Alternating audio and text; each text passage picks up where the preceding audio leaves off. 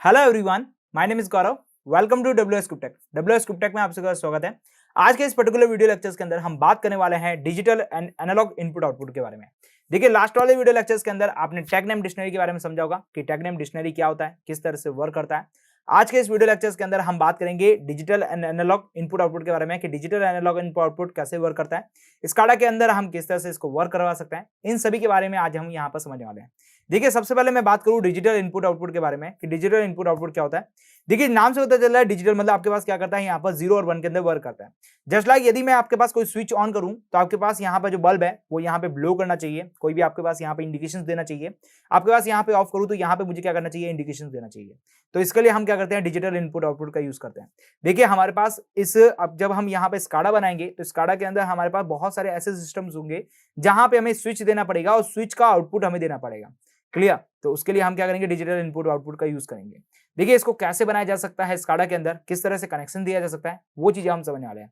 इसके लास्ट वाले video lectures के अंदर जब हमने टैग नेम डिक्शनरी के बारे में डिस्कस किया था, यदि वो वीडियो लेक्चर्स आपने नहीं देखा है तो प्लीज उसे देख ले, क्योंकि आज हम उसी का ही यूज करने वाले हैं और उसी की तरह डिजिटल इनपुट आउटपुट को जरा समझेंगे। क्लियर? तो चले यहाँ पर स्काडा के अंदर, तो स्काडा के अंदर हम पहुंच चुके हैं। स्काडा के अंदर पहुंचने के बाद हमें चाहिए यहाँ पर एक स्विच और एक आपको चाहिए यहाँ पे बल्ब, जो कि आपको डिजिटली वर्क करता हुआ दिखाएगा। तो उसके लिए मैं क्या करूंगा, यहाँ पर विजार्ड सेक्शन के अंदर जाऊंगा। विजार्ड सेक्शन के अंदर जाने के बाद सबसे पहले मैं यहाँ पे बात करूंगा स्विच के बारे में। तो स्विच के ऊपर मैंने क्लिक किया। स्विच आपके पास बहुत सारे स्विच है।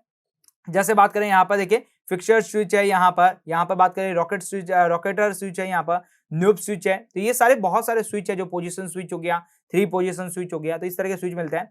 तो मैं बात करूँ सिंपल से आपके पास नॉर्मल जो आपके पास हाउस के अंदर भी यूज किया जाता है आपके पास स्विच, उसके बारे में बात करूंगा यहाँ पर। उसके बाद नोब स्विच का भी आप यहाँ पे यूज कर सकते हैं। तो मैंने यहाँ पे क्लिक किया और यहाँ पे मैंने इसको प्रेस कर दिया। क्लियर? तो ये मेरे पास आपका स्विच आ गया, जिसके अंदर आपके पास इसके ऊपर क्लिक करेंगे तो ये ऑन ऑफ हमें दिखाएगा।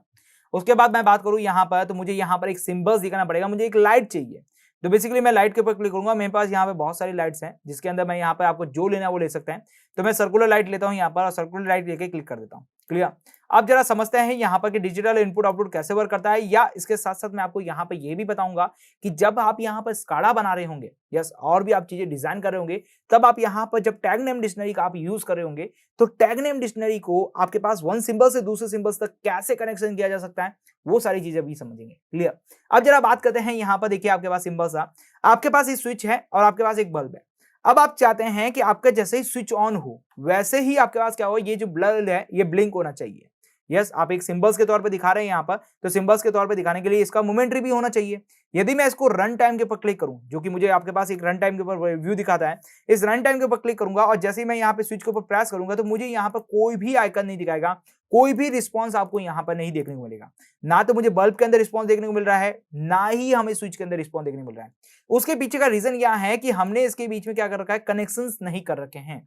जस्ट लाइक मैं आपको एक छोटा सा एग्जांपल देता हूं। यहाँ पर आपने हाउस वायरिंग को देखा होगा। आपने यहाँ पर हाउस वायरिंग के अंदर क्या होता है, आपके पास स्विच होता है और बल्ब होता है, और स्विच और बल्ब के बीच में आप क्या करते हैं, वायर से उन दोनों को क्या करते हैं, सप्लाई से कनेक्ट करते हैं। क्लियर? आपका सप्लाई आती है, उसके अंदर आपके पास स्विच से होते हुए आपके पास क्या करती है, बल्ब तक जाती है, फिर उसके बाद आपके पास न्यूट्रल में चली जाती है। तो आपके पास क्या है, उनके बीच में कनेक्शन पाथ दे रखा होता है, जो कि आप क्या करते हैं, वायर से कनेक्ट करते हैं, और वो वायर का कनेक्शन ही आपके पास क्या करता है, उस लाइट को, बल्ब को ग्लो करवाता है। अब यहां पे बात करें स्काडा सिस्टम के अंदर, तो स्काडा सिस्टम के अंदर हम वायर सिस्टम तो डाल नहीं सकते, यहाँ पे कोई वायर नहीं दे सकते, इसलिए हम यहाँ पे क्या करते हैं, टैग नेम डिक्शनरी का यूज करते हैं। देखिए, टैग नेम डिक्शनरी का क्यों यूज करना है, मैंने आपको लास्ट वाले वीडियो लेक्चर्स के अंदर भी यही समझाया था। तो देखिए, यहाँ पे बात करें तो हम यहाँ पे क्या करेंगे, इन दोनों के बीच में कनेक्शंस बिल्ड करेंगे, और वो कनेक्शंस क्या करेंगे, हम यहाँ पर आपके पास यहाँ पर टैग नेम डिक्शनरी है उसके थ्रू करेंगे। जस्ट लाइक मैं यहाँ पे देखिए स्विच है, इस स्विच के ऊपर डबल प्रेस करता हूं तो मुझे यहां से पूछा जाता है कि आप इसे टैग नेम क्या देना चाहते हैं। कोई टैग नेम देना चाहते हैं तो आप यहाँ पर टैग नेम दे सकते हैं। जस्ट लाइक मैंने यहाँ पे टैग नेम दे दिया SW, मेरा स्विच है तो मैंने SW नाम दे दिया यहाँ पर। यदि आप इसका कोई की इक्विवेलेंट बनाना चाहते हैं, की इक्विवेलेंट का मतलब क्या है यहाँ पर, कि जब आप यहाँ पर कोई की प्रेस करें, कीबोर्ड की, तब ये स्विच ऑन एंड ऑफ होना चाहिए। जस्ट लाइक मैं यहाँ पे देखिए की के ऊपर क्लिक करता हूँ, मेरे पास बहुत सारी क्लिक होती है, की होती है, तो मैं यहाँ पे ए को क्लियर कर देता हूँ। ए के साथ यदि आप यहाँ पर शिफ्ट को भी रखना चाहते हैं, जैसे आपके पास ए के टाइप से आपके पास मल्टीपल की हो चुकी है यहाँ पर, तो आप यहाँ पर ऐसी की बना सकते हैं कि मेरे पास एक शिफ्ट के साथ एक काम करना चाहिए, या फिर बात करूं कंट्रोल के साथ एक काम करना चाहिए, तो वो आप यहाँ पर प्रेजेंट कर सकते हैं। क्लियर? तो मैंने यहाँ पे क्या किया, इसको एक टैग नेम दिया, फिर मैंने इसके ऊपर क्लिक किया, फिर ये बोलेगा कि आपका जो टैग नेम है आप उसे डिफाइन कर दीजिए कि आपके पास टैग नेम कौन सा है, आप यहाँ पे एनालॉग का यूज कर रहे हैं या फिर डिजिटल का यूज कर रहे हैं। तो मैंने उसके ऊपर क्लिक किया, क्लिक करते देखिए आपके पास क्या आ गया, मेमोरी डिस्क्रीट। डिस्क्रीट का मतलब क्या होता है, यहाँ पर बात करें 0 एंड 1, जैसे आपके पास डिस्क्रीट वैल्यू होती है यहाँ पर 1 2 3 4 5 6, ये आपके लिए कहलाती है डिस्क्रीट वैल्यू कहलाती है। तो आप यहाँ पे कर रहे हैं मेमोरी डिस्क्रीट का यूज कर रहे हैं। यदि यही स्काडा आप क्या करते हैं, ऑनलाइन यूज करते हैं, जस्ट लाइक मैं बात करूं यहाँ पर आप पीएलसी के साथ रन टाइम के अंदर यूज कर रहे होते, तो आपके पास यहाँ पे मेमोरी की जगह आपके पास क्या आता है, यहाँ पर इनपुट आउटपुट आता है। इनपुट आउटपुट का मतलब क्या है, यहाँ पर यहां से आप जो इनपुट दे रहे हैं वो किसी आपके पास आउटपुट सोर्स के ऊपर वर्क कर रहा है। यस, जस्ट लाइक मैं यहाँ पर इसको पीएलसी से कनेक्ट करता और पीएलसी से कनेक्ट करते हुए कोई आपके पास सिंबल से कनेक्ट करता, या फिर मैं बात करूं आपके पास प्लांट के अंदर आपके पास कोई यहाँ पे स्विच है या फिर बल्ब है उसके साथ कनेक्ट करता, तो यहां पर मैं करता इनपुट आउटपुट आपके पास डिस्क्रीट का यूज करता। उससे क्या होता है कि मेरा जो यहाँ पे स्काडा है वो आपके पास क्या होता है, पीएलसी से कनेक्ट होता है, फिर उसके बाद आपके पास इनपुट आउटपुट करता है, तो यहाँ पे एक प्रॉपर्ली वर्क होता है उसके साथ, तो यहाँ पर आप इनपुट आउटपुट का यूज करते हैं। लेकिन अभी हम यहाँ पे क्या कर रहे हैं, इस स्काडा को हम यहाँ पर हमारे मेमोरी के अंदर शिफ्ट कर रहे हैं। यस, अभी हम यहाँ पर मेमोरी के लिए बना रहे हैं, क्योंकि अभी हमने पीएलसी से कनेक्ट नहीं कर रखा है और पीएलसी के साथ वर्किंग नहीं करा रखी है, हम केवल इसको अभी मेमोरी के साथ वर्क करवा रहे हैं। तो हमने क्या किया, मेमोरी डिस्क्रीट का हम यूज कर रहे हैं। क्लियर समझ आ गया होगा। तो जब कभी भी आप यहाँ पर यदि आप डिजिटल डाटा को यूज कर रहे हैं तो यहाँ पर मेमोरी के साथ, मेमोरी तो और इनपुट आउटपुट का तो वो है कि जब आप यहाँ पर पीएलसी के साथ कनेक्शन करते हुए वर्क करेंगे तो आपके पास इनपुट आउटपुट आ जाएगा, नहीं तो मेमोरी रहेगा। लेकिन जब आप यहाँ पर डिजिटल डाटा का यूज कर रहे हैं तो उस समय आपके पास जो आपके पास यहाँ पर टैग नेम आएगा और टैग नेम की जो टाइप होगी वो आपके पास क्या होगी, यहाँ पर डिस्क्रीट होने वाली है। डिस्क्रीट होने के बाद आप यहाँ पे क्या कर सकते हैं, इसको सेव कर सकते हैं, उसके बाद आप यहाँ पे क्लोज कर दें। तो अब इस पर्टिकुलर के अंदर मतलब स्विच के अंदर आपके पास एक फंक्शनैलिटी आ चुकी है, प्लस इसके साथ साथ आप यहाँ पे बात करें यहाँ पर तो आपके पास एक कनेक्शन बन चुका है। अब ये कनेक्शन देना किससे है, ये कनेक्शन आपको बल्ब से देना है, तो बल्ब के साथ आपको इसको क्या करना पड़ेगा, इसको ज्वाइन करना पड़ेगा। तो ज्वाइन करने के लिए आपको यहाँ पे क्या देना पड़ेगा, टैग नेम देना पड़ेगा।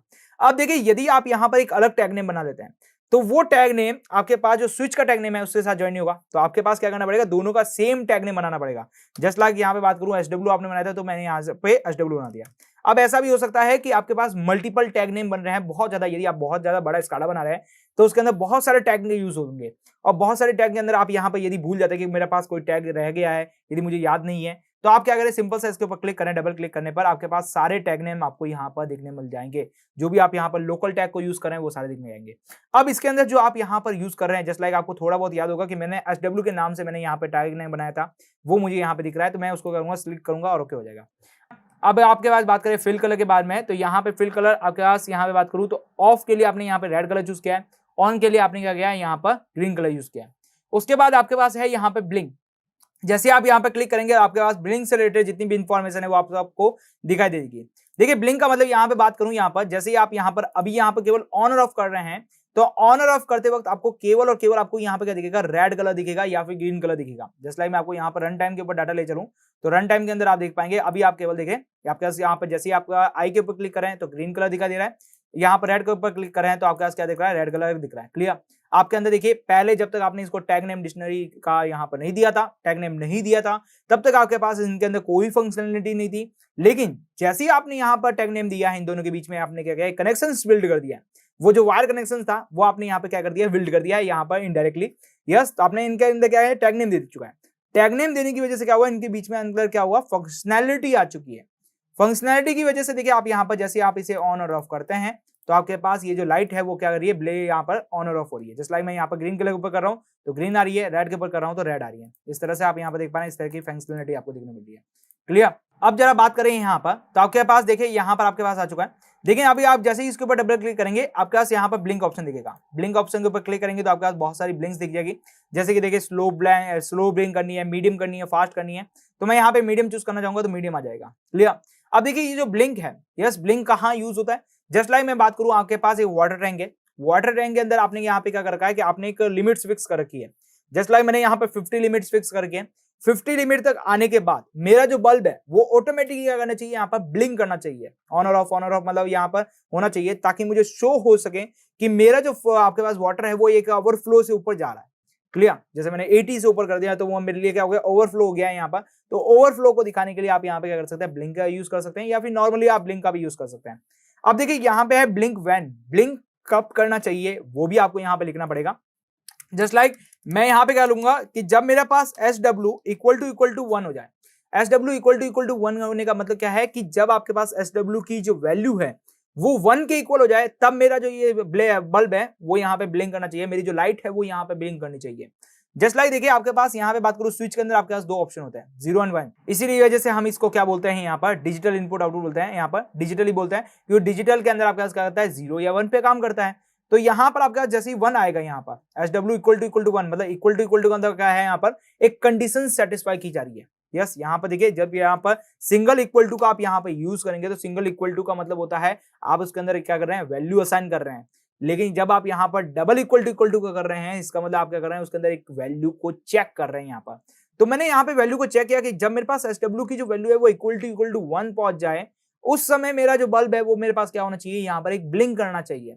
तो मैंने एस डब्ल्यू इक्वल टू 1 किया तो मेरा बल्ब क्या होना चाहिए ब्लिंक करना चाहिए। तो मैंने ऊपर क्लिक कर दी। उसके बाद मैं रन टाइम के ऊपर चलता हूँ, रन टाइम के अंदर चला गया, अभी मेरा स्विच ऑफ है। जैसे ही मैं इसके ऊपर ऑन करूंगा तो देखिए मेरा जो बल्ब है वो यहाँ पे ब्लिंक कर रहा है, ब्लैक कलर उसके बाद ग्रीन कलर फिर ब्लैक कलर फिर ग्रीन कलर इस तरह से आ रहा है। क्लियर।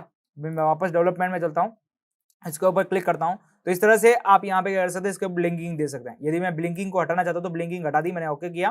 फिर उसके बाद मैं यहाँ पे क्या करूंगा देखिएगा, यहाँ पे पहले मैं इसके प्रीवियस डाटा को क्लियर कर देता हूँ और उसके बाद इसके ऊपर क्लिक करूँ तो जैसे ही ऊपर क्लिक करूंगा तभी मेरे पास क्या आ रहा है केवल और केवल ग्रीन कलर आ रहा है। देखिए हमने स्विच को एक फंक्शनैलिटी दी थी कीबोर्ड की हेल्प से भी। कीबोर्ड के अंदर मैंने क्या किया था कि जब मेरे पास कीबोर्ड का की इक्विवेलेंट है मतलब ए हो जाएगा तब मेरा ये जो स्विच है वो ऑन ऑफ की तरह वर्क करेगा। जस्ट लाइक मैं यहाँ पर ए प्रेस करता हूँ तो देखिए मेरे पास यहाँ पर जस्ट लाइक मैं कीबोर्ड का जैसे ए प्रेस करूंगा तो मेरे पास क्या होगा यहाँ पे देखिए ऑन और ऑफ हो रहा है। देखिए यहाँ पर मैं ऑन और ऑफ कर रहा हूँ। क्लियर। तो ये कीबोर्ड से भी आप यहाँ पे कर सकते हैं विदाउट आप इसको टच करोगे। देखिए मैंने माउस को छोड़ दिया है, अब मैं केवल कीबोर्ड को यहाँ पर यूज करते हुए यहाँ पर वर्क कर रहा हूँ। आई थिंक क्लियर समझ में आ गया होगा किस तरह से आप यहाँ पर आपके पास जो डिजिटल इनपुट आउटपुट है उसको कैसे वर्क करा सकते हैं। क्लियर समझ में आ गया होगा। अब हमारे अगले वीडियो लेक्चर्स के अंदर हम मिलेंगे जहां पर हम क्या करेंगे एनालॉग इनपुट आउटपुट को समझेंगे। इसका जो पार्ट 2 है उसके अंदर हम समझेंगे कि एनालॉग इनपुट आउटपुट किस तरह से वर्क करता है, उसके अंदर किस तरह से फंक्शनैलिटी वर्क की जाती है, यहाँ पर ये सारी चीजें हम यहाँ पर देखने वाले हैं। क्लियर। तो अब हम मिलते हैं हमारे अगले वीडियो लेक्चर्स के साथ, तब तक आप हमारे साथ बने रहिए। Thank you for watching this video.